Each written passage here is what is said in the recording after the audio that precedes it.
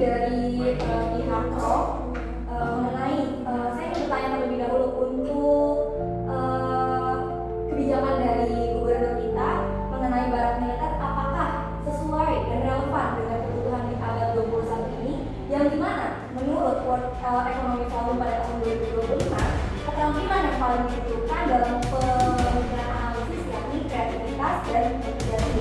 Nah, semua itu tuh tidak dibangun melewati kedisiplinan militer, tapi melewati pendidikan yang berbasis proyek dan misi. Jadi, pertanyaan saya, apakah kebijakan tersebut relevan pada abad 21? Selamat, saya kata-kata bisa jadi orang militer. Mereka bisa kondisi dengan yang bawah terjadi dengan bawah itu kan kalau anak-anak bermasalah tidak semua anak masih bawah.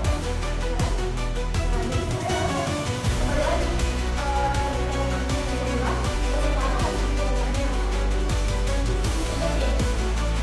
mungkin solusinya bukan berbeda, tapi menekan kalau belajar sekolah belum sama psikologi, guru BK, orang tua atau masyarakat yang ada.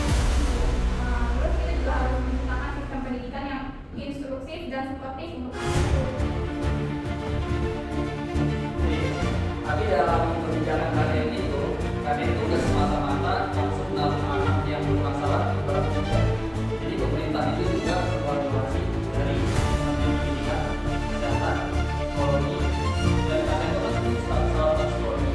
Jadi anak-anak itu juga asal masuk militer terus belajar yel-yel, terus latihan fisik. Anak-anak bisa juga belajar ngaji, belajar juga. Jadi di sana juga anak-anak kesehatannya dikontrol, terus pendidikannya juga dikontrol. Menurut saya gitu. Jadi untuk kebijakan kali ini sangat relevan untuk sekarang. berarti kebijakan ini berpotensi menciptakan stigma sosial terhadap siswa yang nakal. Bisa maksudnya dia nakal ini tuh sampai dikirim ke badan militer sehingga mereka dicap dia sebagai anak yang nakal atau anak yang gagal. Kalau untuk dicap anak yang nakal saya enggak, karena ini program baru pemerintah. Jadi untuk pemerintah yang sebelumnya anak-anak yang nakal, anak-anak yang motor itu belum ada naungan untuk kebijakan di sekarang.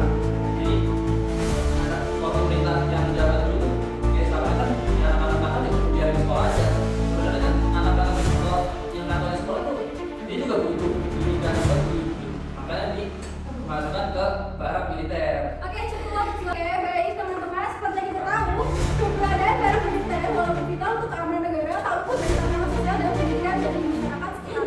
Ini bukan soal fasilitas fisik dan juga akses dan kualitas pendidikan bagi anak-anak di daerah tersebut. Baik, kita telah mendengarkan dua argumen tim pro dan tim kontra mengenai kebijakan barak militer.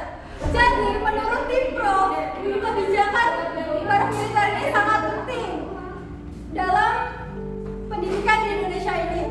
Tetapi untuk tim kontra, sebaliknya. Mari kita dengarkan argumen dari tim kontra. Saya masih kurang setuju ya mengenai kebijakan dari KDM yang anak-anak dimasukin ke dalam barak militer, karena saya memikirkan psikologi anak tersebut gitu. Masih berkaitan tentang yang namanya stigma anak nakal dimasukin ke dalam barak. Jadi saya berpikir kebijakan tersebut masih belum relevan di abad 21 ini. Mungkin dari pihak kontra masih bisa pihak pro bisa memberikan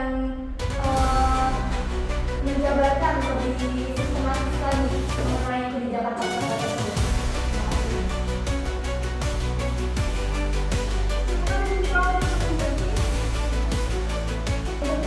Apakah tidak ada kebijakan lain selain anak-anak ini dimasukkan ke dalam barak?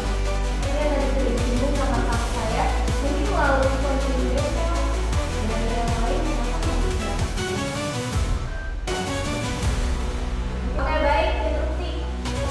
Jika memang dari pihak pro-nya tidak bisa menjelaskan secara detail tentang kebijakan ini, jadi bisa kita simpulkan, bisa kita anggap bahwa kebijakan ini memang masih kurang. Setuju. Oke, telah selesai sudah debat kita pada hari ini.